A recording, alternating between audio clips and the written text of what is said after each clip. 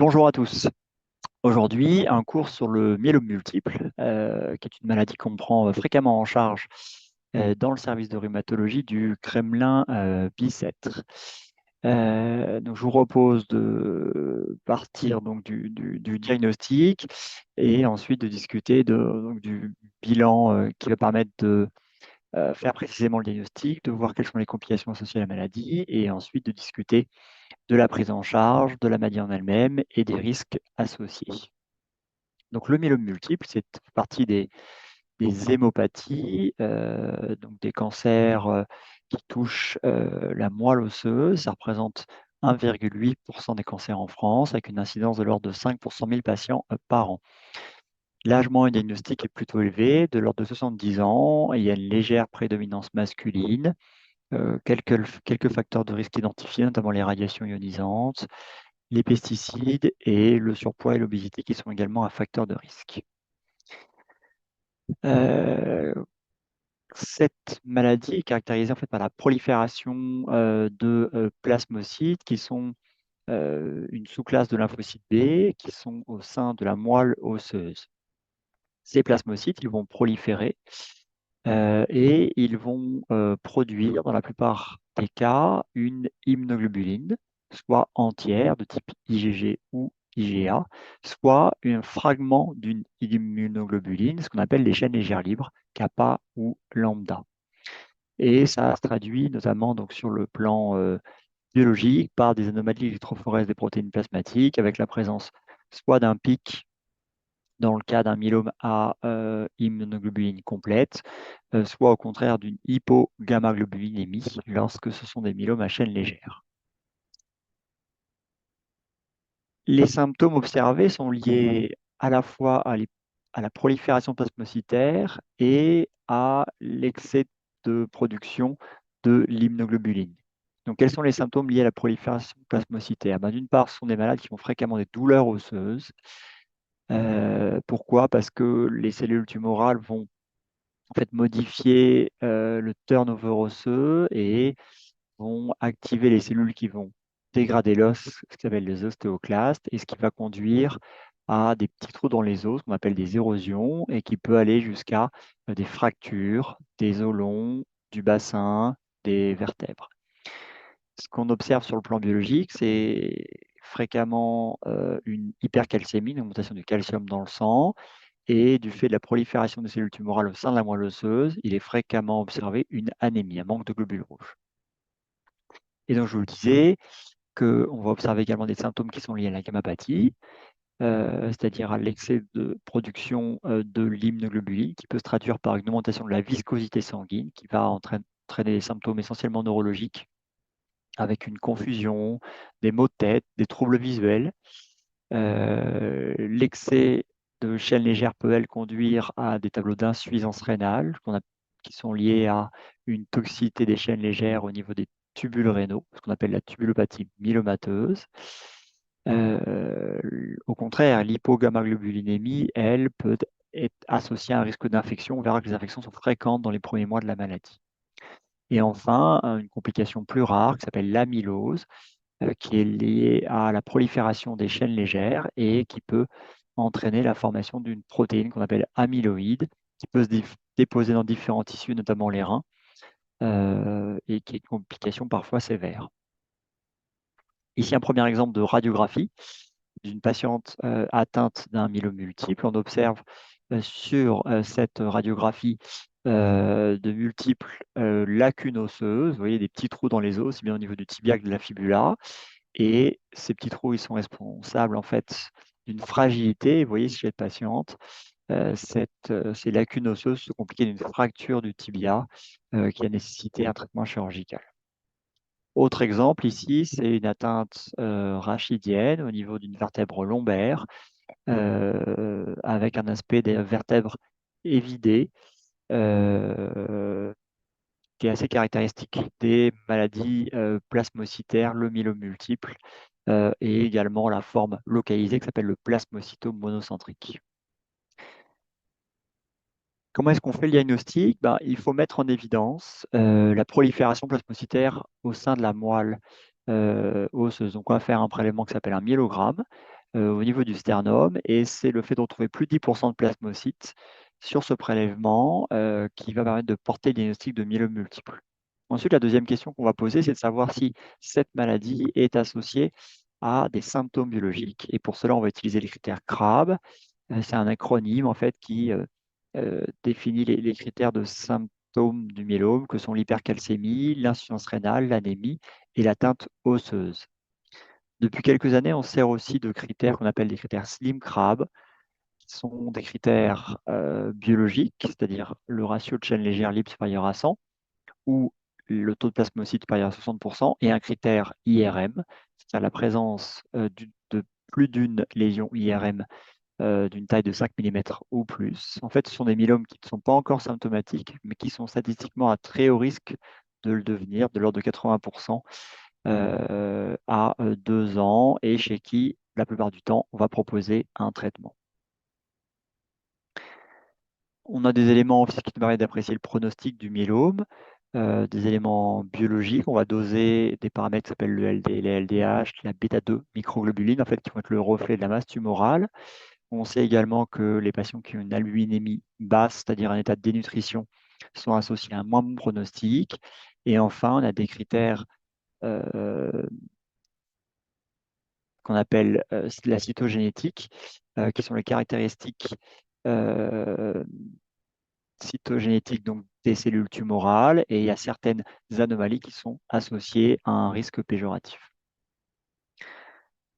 Comment est-ce qu'on dépiste les lésions osseuses? Bon, il y a plusieurs méthodes. Celle qu'on utilise principalement aujourd'hui, c'est le scanner low-dose corps entier, donc un scanner qui permet d'analyser l'ensemble des os du patient, qui est peu irradiant. Il y a un examen qui dure quelques minutes, qui ne nécessite pas d'injection de produits de contraste.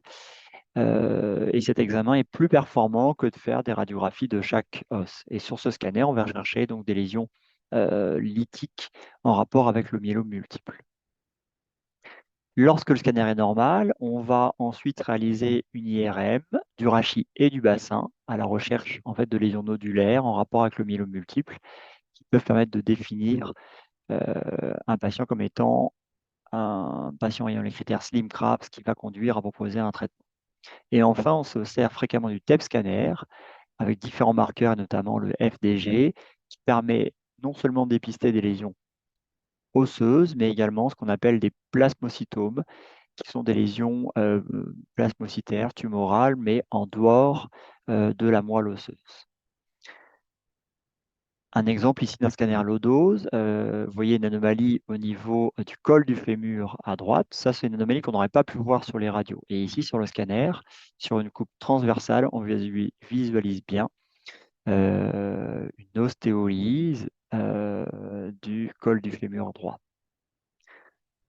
Autre exemple ici, c'est l'apport de l'IRM qui montre ici sur les séquences de gauche ce qu'on appelle un aspect poivre et sel avec une infiltration médulaire, c'est-à-dire que les vertèbres qui, sur cette séquence, apparaissent normalement très blanches. Ici, on observe aussi un piqueté gris au sein de la vertèbre qui correspond à l'infiltrat tumoral. Et vous voyez ici, au sein d'une des vertèbres thoraciques, la présence d'un nodule en hyposignal T1 et en hypersignal T2 style, qui est un nodule en rapport avec le myélome multiple et qui va conduire chez ce patient à proposer un traitement. Autre exemple ici de l'utilisation du TEP scanner qui montre une volumineuse masse de la vertèbre L5 qui est très hypermétabolique. Comment est-ce qu'on traite les patients? Donc, première chose, c'est que nous ne traitons pas tous les malades. On va traiter uniquement les patients qui ont un myélome symptomatique, donc c'est-à-dire ceux qui vont avoir un critère CRAB, je rappelle, une anémie, des lésions osseuses en rapport avec le myélome multiple, une insuffisance rénale ou une hypercalcémie. Et ensuite, le traitement, il va dépendre de l'âge du patient. Aujourd'hui, on propose chez les patients qui sont jeunes, c'est-à-dire moins de 65 ans, euh, une chimiothérapie qui va associer 4 drogues, le daratumumab, qui est un anticorps qui va se lier à une protéine CD38, ce qui est à la surface des cellules tumorales, associé à un médicament qui s'appelle le lénalidomide, qui se prend en comprimé, associé à des injections de bortezomib et associé à des comprimés de corticoïdes qui s'appellent la dexaméthasone. Les malades vont recevoir plusieurs cycles de traitement, en général 4, et vont ensuite bénéficier de ce qu'on appelle une autogreffe. En fait, ils vont avoir une chimiothérapie plus forte, aplasiante, par un médicament qui s'appelle le melphalan, puis une autogreffe de leurs cellules souches, l'intérêt étant de limiter la toxicité du traitement par melphalan. Ils vont ensuite recevoir un traitement de consolidation avec les mêmes drogues que celles reçues initialement, en général 2 cycles, et ensuite un traitement qu'on appelle d'entretien qui va correspondre à des petites doses de lénalédomide.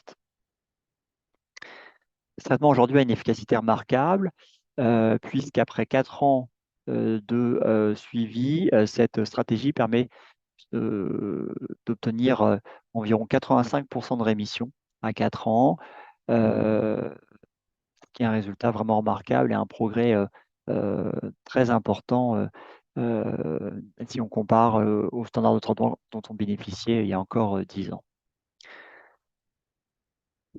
Pour les patients plus âgés, plus de 65 ans, on va utiliser en fait un traitement assez proche d'un point de vue des drogues. On va utiliser une combinaison de 3 médicaments, le daratumumab, le lénalédomide et la dexaméthasone. Aujourd'hui, il n'est pas recommandé d'utiliser un inhibiteur du protéasome chez ces malades, mais il est possible que chez des patients âgés mais en très bonne forme, on propose prochainement d'associer ce triplet à un inhibiteur du protéasome, ce qui pourrait conduire à améliorer la réponse au traitement.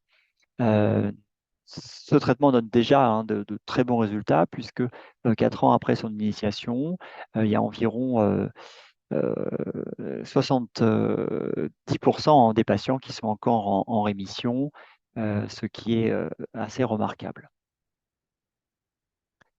Ensuite, associé à la chimiothérapie, on va essayer de prévenir au maximum le risque de fracture, parce qu'on l'a vu initialement, le myélome va conduire à une fragilité osseuse. Hein, on sait statistiquement qu'il y a environ 80 à 90% des patients qui ont un myélome multiple qui ont des lésions osseuses symptomatiques et qu'un tiers d'entre eux vont avoir une complication importante au cours de leurs 2 premières années de la maladie, c'est-à-dire une fracture pathologique, une compression médulaire ou ils vont avoir besoin d'avoir recours à de la radiothérapie pour une fracture douloureuse ou une chirurgie. Et ces événements osseux, ils surviennent en général précocement au cours de la maladie, avec un délai moyen de 5 mois. On va utiliser pour prévenir les événements osseux un médicament qui s'appelle un biphosphonate, en l'occurrence l'acide zolédronique, qui va inhiber les cellules ostéoclastiques qui sont responsables de la résorption osseuse. On va administrer ce traitement tous les mois en général avec des doses qui varient en fonction de la fonction rénale de 3 à 4 mg. Il existe également une alternative chez les patients qui ont une contre-indication à l'acide hyaluronique et notamment une insuffisance rénale qui s'appelle le denosumab, qui est un traitement qui va en fait agir sur la signalisation euh, cellulaire des ostéoclastes en inhibant une cytokine qui s'appelle le rancligand. Et ce traitement s'administre par voie subcutanée à la dose de 120 mg par mois. Ensuite, on sait que les patients qui ont un myélome multiple ont fréquemment des infections. C'est parfois ce qui va révéler la maladie d'ailleurs. C'est la première cause de mortalité en dehors de la maladie elle-même et on sait qu'environ un tiers des patients auront une infection sévère dans les 3 premiers mois de la maladie.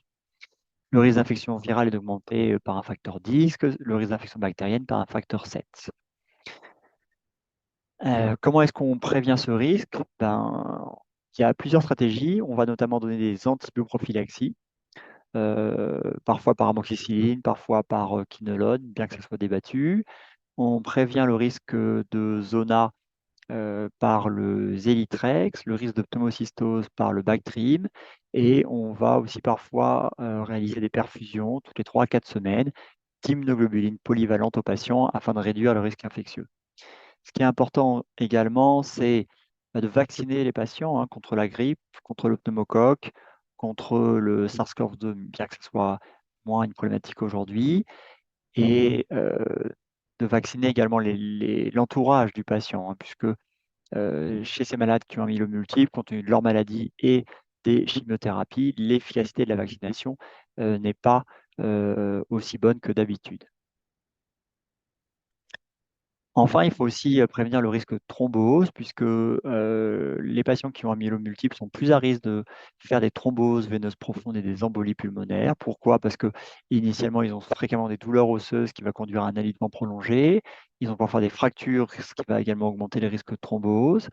Et la gammapathie va augmenter la viscosité sanguine, ce qui est également un facteur de risque de thrombose. Enfin, les médicaments qu'on va administrer aux patients, essentiellement les corticoïdes et le lénalidomide ainsi que le pomalidomide, augmentent le risque thrombotique. Donc, il faut systématiquement mettre en place une prévention des thromboses par un médicament en général qui se prend par voie orale qui s'appelle l'Eliquis, qu'on peut donner en l'absence d'insuffisance rénale, qui se prend donc par voie orale 2 fois par jour, dont la tolérance est très bonne. Chez les malades ayant une insuffisance rénale sévère, on ne peut pas utiliser ce traitement et on va avoir recours à des injections d'héparine euh, pour prévenir le risque thrombotique. Euh, Il est parfois donné un traitement par aspirine, mais ce traitement n'a jamais démontré son intérêt sur la prévention du risque thrombotique. Pour conclure, donc le myélome multiple, qui est une maladie que vous verrez fréquemment dans le service de rhumatologie du Kremlin-Bicêtre, euh, est une maladie avec des symptômes variés et fréquemment une atteinte osseuse qui va conduire à vraiment une altération de l'état général des patients et des symptômes très invalidants. Euh, la prise en charge adaptée à la fragilité du patient, à l'âge, permet vraiment d'améliorer l'état des patients assez rapidement, avec aujourd'hui des traitements qui ont un effet symptomatique remarquable et qui permettent de prolonger l'espérance de vie des patients avec une bonne qualité de vie. Aujourd'hui, le myélome multiple devient quasiment une maladie chronique, c'est-à-dire que les malades vont vivre avec cette maladie pendant plusieurs années, souvent plus d'une décennie, et vont recevoir en fait plusieurs lignes de traitement émaillées de périodes de rémission sans traitement. Ce qui est également important pour prévenir les complications associées à la maladie et pour améliorer la qualité de vie des patients, c'est également de bien prendre en compte les risques associés, le risque de fracture, le risque infectieux, le risque de thrombose, euh, par des différentes méthodes qu'on vient de détailler. Je vous remercie. Au revoir.